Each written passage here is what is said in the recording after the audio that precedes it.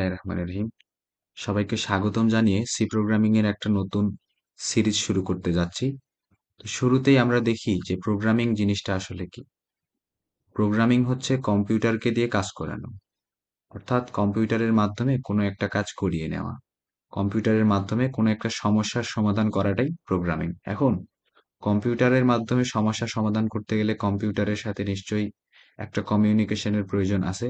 আর আমরা জানি যে কোনো কমিউনিকেশনের জন্য অবশ্যই একটা ল্যাঙ্গুয়েজ প্রয়োজন। সেজন্যই আমরা যেহেতু কম্পিউটারকে দিয়ে কোনো কাজ করাবো, তাকে আমাদেরকে কিছু বোঝাতে হবে। আর সেজন্যই আমাদেরকে একটা ল্যাঙ্গুয়েজ জানতে হবে, যে ল্যাঙ্গুয়েজটা আমরাও জানবো এবং কম্পিউটারও জানবো। তো সেরকমই একটা ল্যাঙ্গুয়েজ হচ্ছে সি। এই সি এর মাধ্যমে যখন আমরা প্রোগ্রামিং করি বা প্রোগ্রামিং রিলেটেড কোনো কোড লিখি, তখন আমরা সেটাকে বলি সি প্রোগ্রামিং।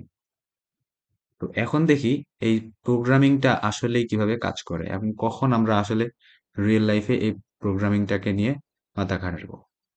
আমরা আমাদের ফোন ইউজ করতেছি, কেউ যখন কল দিচ্ছে সেখানে একটা গ্রিন আইকন ভেসে উঠতেছে। যখনই আমরা সেটা সোয়াপ করতেছি, কলটা রিসিভ হয়ে যাচ্ছে। এরপরে আমরা আমাদের ক্যালকুলেটারে কোনো ডিজিট দিচ্ছি, সেটাকে যোগ করছি, বিয়োগ করছি, সকল প্রকারের কাজ আমরা ক্যালকুলেটর দিয়ে যা করছি সবকিছুই প্রোগ্রামিং এর মাধ্যমে হয়ে থাকছে। এবারে দেখি রিয়েল লাইফে কয়েকটা সমস্যা যেগুলো আমরা ইনস্ট্যান্টলি করে ফেলতে পারি। ফর এক্সাম্পল, ধরো তোমাকে কেউ বলল আমাকে 1 থেকে 20 পর্যন্ত নামতাগুলো লিখে দাও। 1 থেকে 20 পর্যন্ত 20-এর ঘরের নামতাগুলো লিখতে গেলে তোমার নিশ্চয়ই অনেকক্ষণ সময় লেগে যাবে, কমপক্ষে 15 মিনিট। তো সেই কাজটা তুমি যদি একটা প্রোগ্রাম লিখে করো, তাহলে সেটা সর্বোচ্চ তোমার কাছে 1.5 মিনিটের মধ্যে লাগবে। ফর এক্সাম্পল দেখো, এখানে 19 লাইনের একটা কোড আছে যেটা লিখতে সর্বোচ্চ 2 মিনিট লাগবে।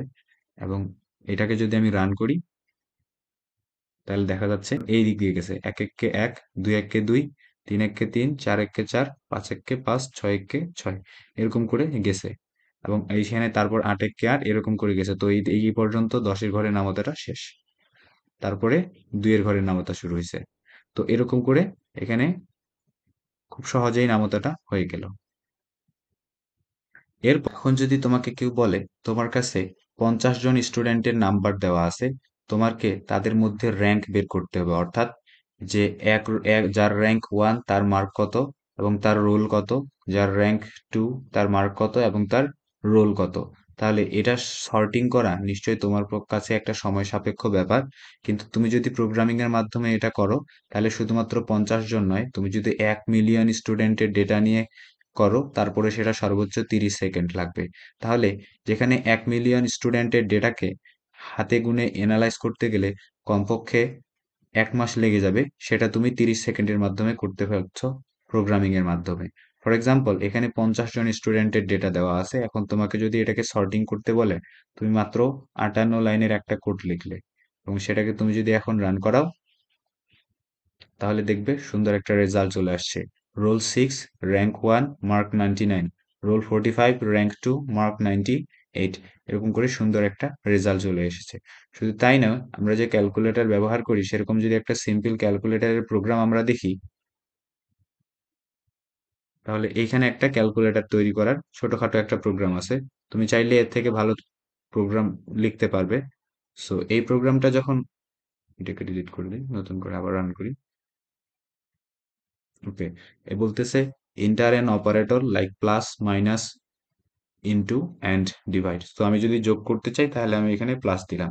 বলতেছে দুইটা নাম্বার দাও, আমি দিলাম 23 অ্যান্ড 5। সেই দুইটাকে যোগ করে দিল, 23 plus 5 will be 28। Similarly I can do all the arithmetic operation using this simple calculator.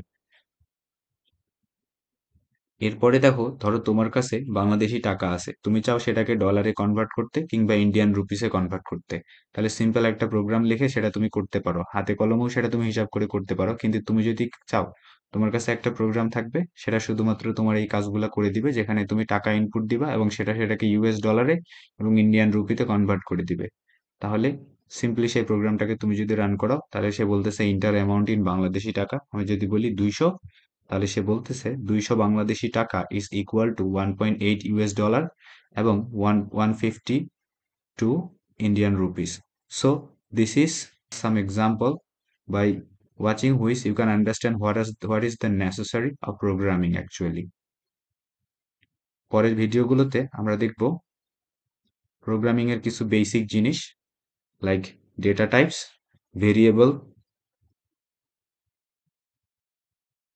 Compiler এবং ইন্টারপ্রেটার কি, কম্পাইলার এবং ইন্টারপ্রেটারের মধ্যে পার্থক্য, ডেটা টাইপ ভেরিয়েবল ডিক্লেয়ার করার নিয়ম, লোকাল ভেরিয়েবল গ্লোবাল ভেরিয়েবলের মধ্যে পার্থক্য, কোনটার সঠিক ভেরিয়েবল ডিক্লিয়ারেশন এবং কোনটা সঠিক নয়, অপারেটরগুলো কি কি আমরা ব্যবহার করি, অ্যারিথমেটিক অপারেটর, বিটওয়াইজ অপারেটর এবং লজিক্যাল অপারেটর আমরা দেখব, এবং অনেকগুলো প্রোগ্রাম আমরা দেখব।